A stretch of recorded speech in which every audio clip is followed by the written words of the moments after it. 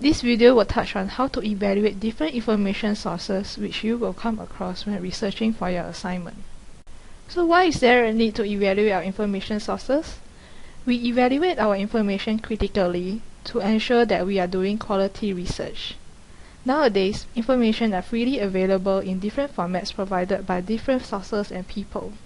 Therefore, we need to ensure that we are using the best and most credible sources in our research. So how do we evaluate our information sources? The first point to look at will be authority. Assess the authority of the information by finding out who is the author, is he or she the original author, what are the qualifications of the author, is any institution or organization sponsoring or endorsing this information source. Next, we look at the accuracy of the information. Is the source accurate? Compare the consistency of the information with other sources talking about the same topic. Next, check if the information given is complete and whether it provides evidence or relevant citations to support its claims. Also, is the article concluded in a logical and appropriate way based on the information presented? We also need to evaluate the objective of the information presented from the different sources. Evaluate the objectivity by checking whether balanced viewpoints are being presented. Also, if there is any obvious biasness involved, and whether the publication is sponsored by any political or special interest groups or corporate companies. We also need to assess the timeliness of the information found. Check for the date of publish of the information or article to assess whether it's current enough for your research. In addition, check if there are any new research or results adding onto the previous research to make sure that the information you have gathered is up to date. We also need to ensure that the complexity and the details of the information found are presented at the right level and for the suitable target audience. Go through the information source to check who are the intended audience, whether is it for the layman or for practicing professionals. You can also get some clues from the writing style of the article. See if it's easy to understand or jargons are often used. Let's look at how to find relevant information to evaluate books. You can find out who is the book's author, publisher, and date of publication on the cover or title page of the book.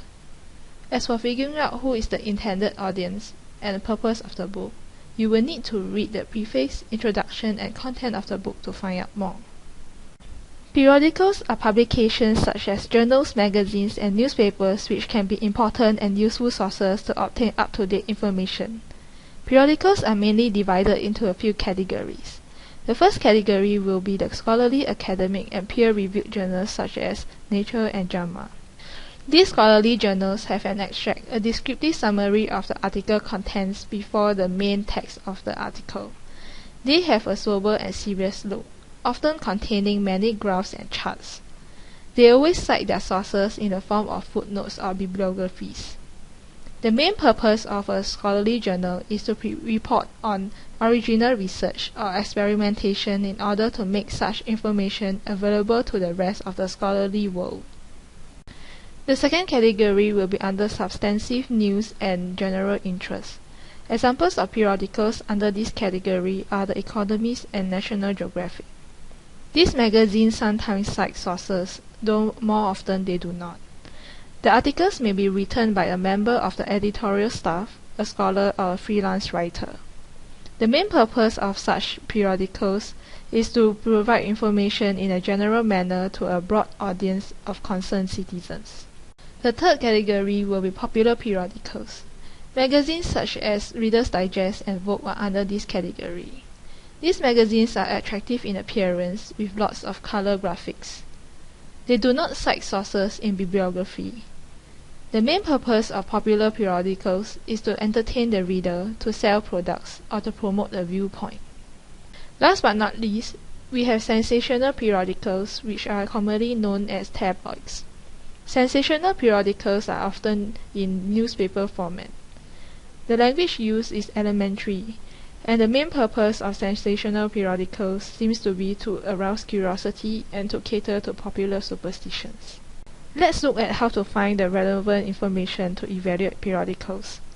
Usually author and date of publication are located on the cover or first page of the article. Publisher and editorial board details are found on the contents page or the introductory pages of the issue. As for figuring out the intended audience and purpose of the information, you will need to examine the content of the article to find out more. Information on the internet is mostly unfiltered, requiring extra caution in selecting reliable sources. Virtually anyone can create a website on a topic regardless of their training, education, or experience in the subject field. You may also find email messages and newsgroup postings in your search results, as well as business-related or commercial sites posted by companies whose primary purpose is to convince consumers of the value of their products or services. Information on author, link to the home page, institution, date of creation, and domain could be found by looking at header or footer of the web page. Once again, intended audience and purpose of the information can be figured out by examining the content. Take note of the web address domain information.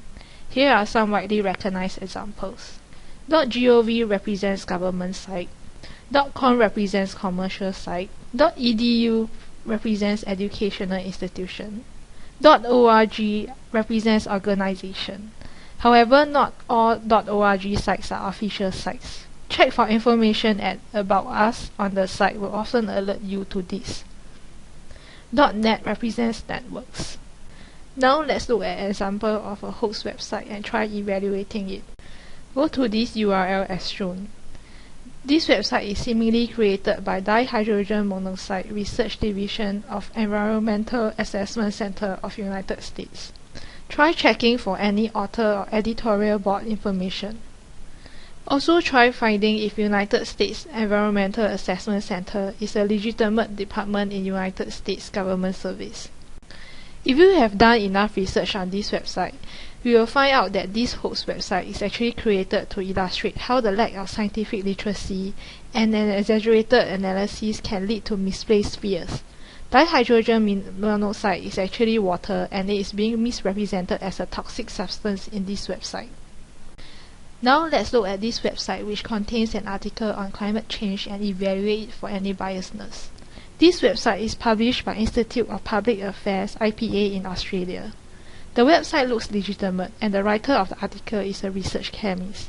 However, if you research on IPA, you will find that IPA adopts a position of climate change skepticism, and is linked to a certain political party in Australia. Hence, the information obtained from their website might contain a certain level of biasness. Now let's study two websites containing medical information on acupuncture. Let's examine which of these two websites is more credible and appropriate for you to cite in your assignment. Let's look at this article on acupuncture on medicinenet.com. Firstly, notice that the domain is .com, which means it is created by a profiteering company. When you look at the web page itself, you will notice that it's full of Google advertisements offering health treatments. Some of these advertised health treatments do not look legitimate. In addition, there is no information on the editorial board for this website, and you are unable to find the biodata of the doctors quoted at the end of the article. Now let's look at this article on acupuncture from NCCAM, which stands for National Center for Complementary and Alternative Medicine. In this case, the domain of the website is .gov, which means it is created by a government agency.